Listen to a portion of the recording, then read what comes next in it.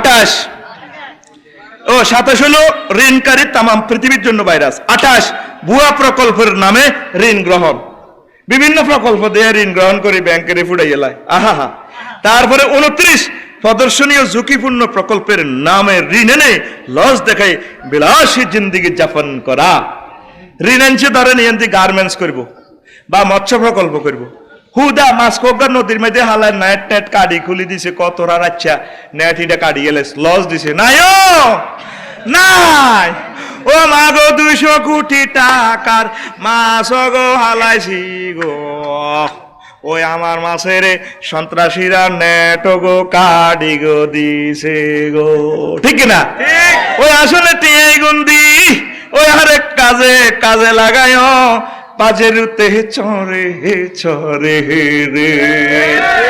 হেমিয়ার ফলে ভাইয়ারা কেছিন খেলে খেলে রে। ও হেমিয়ার ফলে ভাইয়ারা কোন কোন রুম যায় মদ খাই আসতে জনে কাম সারায় রে, ঠিক না?